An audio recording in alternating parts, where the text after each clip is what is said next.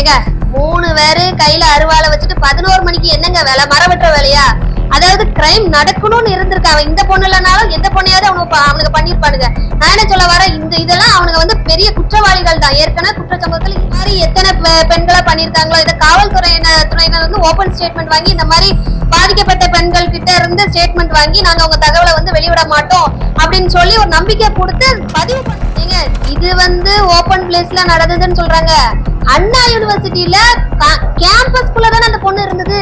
அந்த பொண்ணுக்கே அந்த நிலைமைனா அப்ப பெண்கள் எங்கதான் இருக்க? பெண்களை வந்து வாழவே விட மாட்டீங்களா நீங்க? கொடி பிடிக்கிறாங்க. 11 மணிக்கு அந்த பொண்ணிய அண்ணா யூனிவர்சிட்டியில வெளியில இருந்து பேசிச்சு, ரூம் விட்டு ஏன் வெளியே வந்தது அப்படி இப்படிங்காங்க. நான் என்ன சொல்ல வர, 11 மணியோ 12 மணியோ 1 மணி 2 மணி அவ விருப்பம். அவ எங்கனால இருந்து அந்த கேம்பஸ்ல பேசுவா. உனக்கு என்ன பிரச்சனை? நீ வந்தனா உன் பாட்டுக்கு பொத்திக்கிட்டு போக வேண்டியதானே. அது ஏன் நீ செவரியேறி குதிச்சு அன்டைம்ல அப்படி என்ன உங்களுக்கு கேக்குது? காவல்துறையினர் வந்து இந்த கஞ்சா போதை பழக்கம் அதெல்லாம் கொஞ்சம் கண்டுபிடிச்சாலே இந்த பிரச்சனை பாதி போயிடும். எங்க கம்ப்ளைண்ட் கொடுத்த உள்ளவனெல்லாம் வெட்டுறதுக்கு இது பண்ணிட்டு இருக்காருங்க. அப்புறம் எங்கோடய அவங்க கண்டுபிடிக்க முடியும்? வணக்கம் சார். மேடம், இன்னைக்கு நம்ம எதை பத்தி பார்க்கலாம் அப்படின்னா, கோவையில ஒரு மிகப்பெரிய அதிர்ச்சிகரமான ஒரு சம்பவம் ஒன்று நடந்திருக்கு. அதாவது ஒரு கல்லூரி மாணவி வந்து அவர்களுடைய ஆண் தோழரோட கார்ல உட்காந்து பேசிக்கிட்டு இருந்திருக்காங்க. அப்போ அந்த நேரத்துல போதையில ஒரு 3 வாலிபர்கள் வந்து அந்த பொண்ணை தூக்கிட்டு போய் கற்பழிச்சிருக்காங்க. ஸோ இதை பற்றிய ரீசன்ட் தகவல் என்ன மேடம்? ஃபர்ஸ்ட் ஆஃப் ஆல் அனைவருக்கும் வணக்கம். எல்லாரும் நம்மளோட சேனலை வந்து சப்ஸ்கிரைப் பண்ணிருக்கீங்க, ரொம்ப நன்றி. இனி யாரெல்லாம் சப்ஸ்கிரைப் பண்ணாம பார்த்துட்டு இருக்கீங்களோ சப்ஸ்கிரைப் பண்ணிட்டு பாருங்க, ஓகேவா? ஸோ இப்போ நம்ம விஷயத்துக்கு போகலாம். நம்ம கோவை சம்பவம் ரீசெண்டா இப்போ நடந்திருக்கு. ஒரு 3 மர்ம நபர்களால ஒரு கல்லூரி மாணவி வந்து பாலியல் வன்கொடுமை செய்யப்பட்டு இப்போ அவங்க வந்து ஐசியூல இருக்காங்க. அந்த மாணவி அதாவது அவங்களோட ஃப்ரெண்டு ஒரு பாய் ஃப்ரெண்டோட ஒரு கார்ல உட்காந்து பேசிட்டு இருந்திருக்காங்க. நைட்டு ஒரு 11 மணி இருக்கும். அதுல பாத்தீங்க அப்படின்னா ஒரு 3 பேர் அந்த சைடா போதை கஞ்சா அதெல்லாம் போட்டுட்டு போயிருக்காங்க. அது 3 பேர் கையிலயும் அருவாள் இருந்திருக்கு. சோ அந்த அருவாளை வச்சு அந்த அருவாளோட பின்புறத்தை வச்சு அந்த கார் கண்ணாடி எல்லாம் உடைச்சி உள்ள இருந்து வெளியே வரீங்களா என்னன்னு அருவாளை வச்சு காமிச்சு மிரட்டி அந்த பையனை வந்து போ சொல்லியிருக்காங்க. அடிச்சு அந்த பையன் போலன்னா உடனே அந்த ஆயுதத்தை அருவாளை வச்சு அவனை சர மாதிரியா தாக்கியிருக்காங்க. அவன் அந்த ரத்த வெள்ளத்துல எப்படியாவது அந்த பொண்ணை காப்பாற்றணும்னு முயற்சி பண்ணிருக்கான். அவனை அடிச்சு உனக்கு உயிர் முக்கியமா என்னன்னு சொல்லி மிரட்டி விட்டுருக்காங்க அந்த பையனை. அந்த பையன் போலீஸ்க்கு கூப்பிடணும்னு சொல்லிட்டு அங்க இருந்து ஓடி இருக்கான். ஓடி அவன் போன்ல இருந்து போலீஸ்க்கு கால் பண்ணி போலீஸ் வர்றதுக்குள்ள இந்த மாதிரி அந்த மாணவியை வந்து பாலியல் வன்கொடுமை பண்ணி நிர்வாணமா அதே இடத்துல போட்டுட்டு போயிருக்காங்க. அந்த மாணவி இப்போ வந்து ரொம்ப ஒரு தீவிரமான சிகிச்சை பிரிவுல இருக்கு. ஓகே மேடம், இதுல வந்து பாத்தீங்கன்னா அந்த பொண்ணு வந்து 11 மணிக்கு அந்த இடத்துல இருந்தது அப்படிங்கிற மாதிரி சொல்றாங்க. சோ அந்த இடத்துல இந்த 11 மணிக்கு சரி ரெடி கோயம்புத்தூரை பொறுத்தவரை உங்களுக்கு தெரியும் மேடம், அது இட்ஸ் பார்ஷியல் ஃபார் பெங்களூர் மாதிரி ஆயிடுச்சு. ஒரு எப்படின்னா பெங்களூர்ல என்ன கலாச்சாரம் இருக்குதோ அது ஈக்குவல் டு கோயம்புத்தூர் அப்படிங்கிற மாதிரி தான் சொல்றாங்க. சென்னை கூட ரொம்ப கம்மி தான் அந்த கம்பேர் பண்ணும்போது. கோயம்புத்தூர் வந்து பயங்கர டெவலப்மெண்ட், பயங்கர இது. ஸோ அந்த இடத்துல இந்த பொண்ணுங்க இருந்திருக்காங்க அப்படின்னு சொல்றாங்க. பட் இந்த இடத்துல இந்த 3 பேருக்கும் என்ன வேலை? இதே அவங்க தொடர்ந்து செஞ்சுக்கிட்டு இருந்திருக்காங்களா இந்த குற்றச்செயலை? ஆக்சுவலா இது வந்து ஃபர்ஸ்ட் டைம்ங்கிற மாதிரி தெரியல. அவன் வந்து அருவாளோட சுத்தணும் அப்படின்னா கண்டிப்பா ஏதாவது ஒரு குற்ற சம்பவத்துல சாதாரண ஒருத்தங்க கையில அருவாள் இருக்காது, சாதாரணமா சொல்றேன்.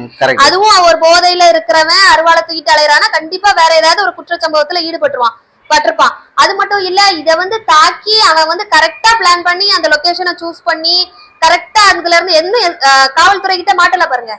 இப்போ ஃபர்ஸ்ட் டைம் பண்றவனா இருந்தா தப்பி தவறு ஏதாவது ஒரு மிஸ் ஆகி கண்டிப்பா காவல்துறை நேரத்துல பிடிபட்டிருப்பான். இவனை வந்து பிளான் பண்ணி அப்ப தப்பிச்சிருக்கானுங்க எங்கேயோ.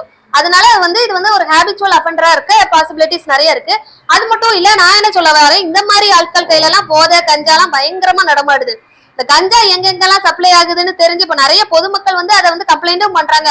பொதுமக்களுக்கே உயிர் அச்சுறுத்தலா மிரட்டுறாங்க அந்த மாதிரி ஆட்கள்லாம். சோ காவல்துறை வந்து இதுல வந்து தக்க நடவடிக்கை எடுக்கணும். அது மட்டும் இல்ல, அன்னைக்கு ஒருத்தன் காவல்துறையே கஞ்சா போட்டுட்டு போதை போட்டுட்டு அடிக்க நிக்கான். சோ அப்ப காவல்துறைக்கே பாதுகாப்பு இல்லங்கும் போது பொதுமக்களுக்கு எப்படி இருக்கும் இந்த கஞ்சா போதை பழக்கங்களால? நான் என்ன சொல்ல வரேன், இந்த மாதிரி நீங்க கண்டுபிடிச்சு குற்றவாளியை அரெஸ்ட் பண்ணி அதோட விடாம ஒரு 45 நாளையில சார்ஜ் ஷீட் ஃபைல் பண்ணி அவனை உடனே ரிமாண்ட் பண்ணுங்கன்னு தான் சொல்ல வரோம். இந்த மாதிரி அயோக்கியர்களை தப்பிக்க விட போய் தான் இந்த தேவையில்லாம வெளியே வந்து ஏங்க நான் என்ன சொல்ல வரேன், ஒரு சின்ன பிள்ளைன்னு பார்க்க மாட்டேங்கான், வயசான ஆளுன்னு பார்க்க மாட்டேங்கான், சாதாரணமா இருக்கிறவன் அந்த மாதிரிலாம் நினைக்க மாட்டான். ஒரு மனித பிறவிக்கு வந்து ஒருத்தங்களை அச்சுறுத்த தோணாது. ஒருத்தங்களை வந்து ஒரு என்ன சொல்ல அந்த அளவுக்கு ஒரு கேவலமான நிலைமை ஒரு மனுஷ பிறவிக்கு வராது. அப்ப அந்த கஞ்சா போதை அடிமையில தான் அவன் இந்த மாதிரி தொழில் அந்த மாதிரி கேவலமான விஷயங்கள்லாம் பண்றான். சோ அப்ப அதுக்கு ஒரு ஃபுல் ஸ்டாப் வச்சாலே இந்த மாதிரி பிரச்சனைகள்ல இருந்து இது பண்ணலாம். அது மட்டும் இல்ல, நான் வந்து பெண்களுக்கு, இந்த கல்லூரி மாணவிகளுக்கு முக்கியமா ஒரு சின்ன ஒரு ரெக்வஸ்ட் நான் பண்ணிக்கிறேன். அதாவது இது வந்து பொல்லாத உலகம். ஒரு சோளக்கட்டு பொம்பைக்கு சேலை உடுத்தி வச்சாலே அதையே விட மாட்டிக்கானுங்க. சின்ன பிள்ளைங்க, பிறந்த பச்சை குழந்தைகள், அதுகள்கிட்ட போய் பாலியல் வன்புணர்வு பண்றானுங்க. வயசான பாட்டிமாரு, அன்னைக்கு ஒரு பொம்பளையை ஏத்து ரோட்ல நின்ன பொம்பளைய, ஒரு கிளவிய நான் டிராப் பண்ணுதேன் பாட்டி, உங்களை பஸ் ஸ்டாப்ல விடுதேன்னு ஏத்திட்டு போய் ஒருத்தன் பண்ணிருக்கான். அப்போ யாருக்கு ஒரு பெண்ணுங்கிற வார்த்தைக்கே ஒரு பாதுகாப்பு கிடையாத சமூகம் இது. அப்போ நீங்க வந்து உங்களை நீங்களே பாதுகாப்பா வச்சுக்கணும். 11 மணிக்கு அன்டைம்ல நீங்க ஒர்க் பண்ணிட்டு போறீங்க, பிரச்சனை இல்லை. ஆனா அந்த பிளேஸ் எல்லாம் நீங்க கொஞ்சம் என்ன சொல்றது, கொஞ்சம் அலர்ட்டா இருக்கணும்னு சொல்றேன் நானு. இப்போ நிறைய ஆப்பும் போட்டிருக்காங்க. இப்போ நம்ம காவல்துறையினர்ல இருந்து ஒரு மிஸ்டு கால் கொடுத்தா போதும், அந்த மாதிரி நிறைய ஃபெசிலிட்டிஸ் வருது. அது மட்டும் இல்ல, அந்த மாதிரி இடத்துங்களுக்கு ஆள் நடமாட்டம் இல்லாத ஏரியாக்கெல்லாம் கொஞ்சம் போறது தவிர்க்கணும்.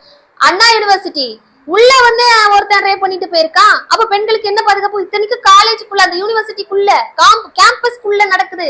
அப்போ நீங்க கேம்பஸ்குள்ளேயே இந்த மாதிரி குற்றச்சம்பவம் நடக்குது. நீங்க ரோடுல, தெருவுல, வீதியில எல்லாம் அப்ப எப்படி இருக்கும்? 11 மணி 12 மணிக்கெல்லாம் கொஞ்சம் சகோதரிகள், பெண்கள் வந்து கொஞ்சம் நீங்க அவங்களை பாதுகாத்துக்கணும். தேவையில்லாம இந்த மாதிரி அன்டைம்ல வெளியே போகாதீங்க மேக்சிமம். அதாவது நீங்க வேலைக்கு போறீங்க, படிக்கிறீங்க, அந்த விஷயங்களா இருந்தா போங்க. தேவையில்லாம யாரையாவது மீட் பண்றது ஏன்? எவ்வளவோ இப்போ ரெஸ்டாரண்ட் அது இதுன்னு நிறைய இருக்கு, அப்படிதானே? இப்ப ஜஸ்ட் நம்ம ஃப்ரெண்ட்ஸ் கூட பேசணும்னா மீட் பண்ணல மேடம். இப்போ ரைட், ஓகே, இப்போ நம்ம வந்து இதை சொல்லலாம். நான் என்ன கேக்குறேன், சுதந்திர இந்தியால நமக்கு எங்க வேணாலும் போகிறதுக்கு உரிமை எல்லாமே இருக்கு. இருக்கா? ஆமா, சட்டத்துல இடம் இருக்கா? பாதுகாப்பு இருக்கா உங்களுக்கு? அதுதான் சொல்றேன். அது இல்லடா, அதுக்குதான் நம்ம என்ன சொல்லணும், என்ன செய்யலாம், அதை இந்த தமிழக அரசு என்ன செய்யணும்? தமிழக அரசு முன் வந்து என்ன அதோட நடவடிக்கைகளை எடுக்கணும். இந்த மாதிரி கிரைம் ஹிஸ்டரி யாருக்கெல்லாம் இருக்கோ அவெல்லாம் வெளியே நடமாட்டிட்டு இருக்கானா அவனை ஒழுங்கா கண்காணிக்கணும். இப்போ எனக்கு தெரிஞ்சு இந்த 3 பேரும் பாத்தீங்கன்னா ஃபர்ஸ்ட் டைமா இருக்காது. ஏற்கனவே ஏதாவது ஒரு கஞ்சா சம்பவமோ இல்ல கொலையோ, ஆள் மிரட்டலோ, ஆள் கடத்தலோ, எதுலயாவது அருவாள், கற்பழிப்பு, அது இதுன்னு எல்லாத்துலயும் ஒருத்தன் கையில அருவாள் புழங்குதுன்னா என்ன அர்த்தம்? அவன் வந்து அப்ப ஆல்ரெடி ஏதாவது ஒரு அக்யூஸ்டா இருப்பான். சோ அந்த கிரைம் எது, அந்தந்த இடத்துல உள்ள காவல்துறையினர் வந்து ஒருத்தன் கிரைம் பண்ணிட்டு அவன் தண்டனை இருக்கோ இல்ல பெயில் வாங்கிட்டு ஜாமீன் வாங்கிட்டு வெளியே அலைகிறானா அவன் மேல ஒரு கண்ணு வைக்கணும்னு சொல்றேன். அவன் என்னென்னலாம் பண்றான், ஏதாவது பிரச்சனைகள் இருக்கா, அவன் மேல வாட்ச் பண்ணணும். அதாவது பொதுமக்களை ஒவ்வொருத்தங்களையா வாட்ச் பண்ண முடியாது காவல்துறையினர், ஒவ்வொருத்தருக்கா தனித்தனி பாதுகாப்பு கொடுக்க முடியாது. ஆனா இந்த மாதிரி அக்யூஸ்ட நீங்க கொஞ்சம் கண்காணிச்சாலே முக்காவாசி தப்பு வந்து நடக்காதுன்னு சொல்ல வரேன். முக்காவாசி கிரைம்ல இருந்து மக்களை காப்பாத்தலாம். மேடம், இப்போ இந்த வழக்கு பொறுத்தளவுல இந்த குற்றவாளிகள் எல்லாருமே தப்பிட்டாங்க அப்படிங்கிற மாதிரி சொல்றாங்க. அவங்களை காவல்துறை வந்து இன்னும் தேடிக்கிட்டு இருக்காங்க. சோ அத பற்றிய என்ன தகவல் மேடம்? அவங்களை ஏன் இன்னும் பிடிக்க முடியல? அதெல்லாம் ஈஸியா ட்ராக் பண்ணி பிடிச்சிருவாங்கங்க. இந்த நம்ம கும்படி பூண்டில ஒரு சிறுமிய பாலியல் வன்கொடுமை பண்ணிட்டு ஒருத்தன் போனான வடநாட்டுக்காரன், அவனுக்கெல்லாம் எந்த ஒரு இதுவும் கிடையாது. அந்த பக்கம் சிசிடிவி ஃபுட்டேஜே ஒண்ணுதான் கிடைச்சது. அதுவும் பெரிய ஏரியா, காடு மாதிரி. தப்பிச்சு போனாலும் பாசிபிலிட்டிஸ் இல்ல, கண்டுபிடிக்கிறது அவ்வளவு கஷ்டம். அதையே அவங்க தனிப்படைகள்லாம் அமைச்சு கண்டுபிடிச்சிட்டாங்க. இதெல்லாம் அவங்களுக்கு எப்படி சிசிடிவி ஃபுட்டேஜ் அங்கங்க இருக்கும். நம்ம கோயம்புத்தூர் இன்சிடென்ட் சொல்ல போனா சோ எப்படியும் அதை கேப்சர் பண்ணி பிடிச்சிருவாங்க. பிடிச்சி என்னத்துக்குங்க, பிடிச்சி தண்டனை வாங்கி கொடுக்கணும். அந்த பிள்ளையோட நிலைமை இப்போ பரிதாபம் தானே. அது ஐசியூ வார்டுல உயிருக்கு போராடிட்டு இருக்கு. நானே சொல்ல வர, இந்த மாதிரி நிறைய சம்பவங்கள் தொடர்ந்து நடக்குது. நேத்து கூட திருச்சியில ஒருத்தன் ஒரு பெண்ணை கற்பழிச்சு இந்த மாதிரி எரிச்சு கொண்டிருக்கான். அதுக்கு முன்னாடி நம்ம அண்ணா பல்கலைக்கழகம், இந்த மாதிரி நிறைய விஷயங்கள் நடந்துகிட்டே இருக்கு. அப்ப இந்த மாதர் சங்கம்னு ஒரு சங்கம் உண்டு. ரொம்ப நாளா அந்த சங்கத்தை வெளியில ஆளையே காணல. ஒரு போராட்டம் இல்ல, ஒரு ஆர்ப்பாட்டம் இல்ல. யாராவது ஏதாவது அவங்கள பத்தி சொன்னா மட்டும், ஏதாவது ஃபேமஸ் பர்சனாலிட்டிய பத்தி சொன்னா மட்டும் எதுக்காவது கண்டனம் தெரிவிக்கிறாங்க. இந்த மாதிரி அப்பாவி பெண்கள் பாதிக்கப்படும் போது அவங்க எல்லாம் எங்க போனாங்க? இப்ப நம்மளும் ஒரு இதுல இருக்கோம், உமன் எம்பவர்மெண்ட் ஒரு கிளப்ல இருக்கோம்னு வைங்க. இப்ப நம்மளால முடிஞ்ச அளவுக்கு மீடியால நம்ம வந்து குரல் கொடுக்குறோம். அந்த மாதிரி பண்ணுங்க, அந்த மாதிரி பண்ணுங்கன்னு கொஞ்சம் நம்மளால முடிஞ்சதை வாய்ஸ் அவுட் பண்றோம். சோ இப்போ அந்த ப்ராப்பர் ஆர்கனைசேஷன்ல இருக்கிறவங்க எல்லாம் என்ன பண்ணிட்டு இருக்காங்க? மாதர் சங்கத்துல கொடி பிடிச்சிட்டு நிக்க வேண்டாமாங்க? என்ன எதிர்த்து பிரச்சனைகளை வந்து இது பண்ண வேண்டாமா? போராட வேண்டாமா அந்த பிள்ளைங்களுக்காக? அதாவது இது தொடர்ந்து நடக்குதுங்க இந்த சம்பவம். அப்ப அந்த பிள்ளைங்களோட நிலைமை என்ன ஆகுறது? அதாவது நம்ம சொல்றோம் சுதந்திர இந்தியாங்க, என்ன சுதந்திரம் இருக்கு? ஒரு 6 மணிக்கு மேல வெளியே பட்ட பகல்லையே போக முடியலையே. அதனால காவல்துறையினர் வந்து விட நம்மளோட அரசாங்கம் இதுக்கு வந்து கரெக்டான ப்ராப்பரான ஸ்டெப் எடுக்கணும். இதுக்குன்னே ஒரு தனி டீமை போட்டு கூட அவங்க வாட்ச் பண்ணலாம். இந்த மாதிரி ஒவ்வொரு இடத்துல எப்படி இருக்குது, பெண்கள் பாதுகாப்பா இருக்காங்களா, அந்த ஏரியால ஏதாவது பிரச்சனைகள் இருக்கா, பெண்களுக்குன்னு ஒரு தனி குழு அமைச்சு அதை வந்து அவங்க வந்து கண்காணிக்கலாம். இந்த மாதிரி பெண்களுக்கு குழந்தைகளுக்குன்னு சொல்லிட்டு பயங்கரமா ஒரு டெவலப்மெண்டான ஸ்டேஜ் எல்லாம் வந்துட்டு ஏஐ டெக்னாலஜில. சோ இந்த மாதிரி நிறைய ஆப் இருக்கும்போது இந்த மாதிரி ஏதாவது ஒரு ஆப் இந்த மாதிரி விஷயங்களுக்கு இப்ப பயன்படுத்துறாங்க இல்லன்னு சொல்லலாம். நான் என்ன சொல்ல வர, காவல்துறை 100 நம்பருக்கு எல்லாம் கால் அடிச்சா வராங்க. ஆனா இன்னும் கொஞ்சம் ஒரு துரிதமா செயல்படணும்னு நான் கேட்டுக்கிறேன்.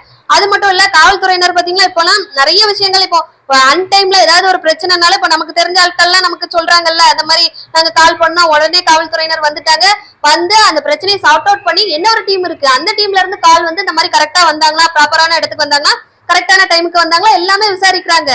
அந்த பிரச்சனையை அந்த ப்ராப்ளத்தை வந்து சால்வ் பண்ணிட்டாங்களா, பிரச்சனை இல்லையான்னு கேக்குறாங்க. சோ அந்த மாதிரி ஒரு டீம் இருக்கு, செயல்படுது. அது வந்து நல்ல ஒரு விஷயம் தான்.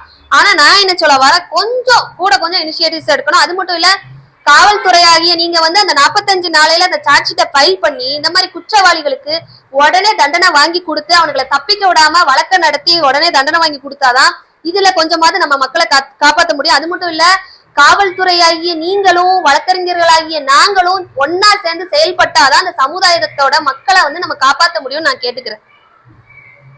ஓகே, பயனுள்ள தகவல்களை பகிர்ந்ததுக்கு நன்றி மேடம். நன்றி சார்.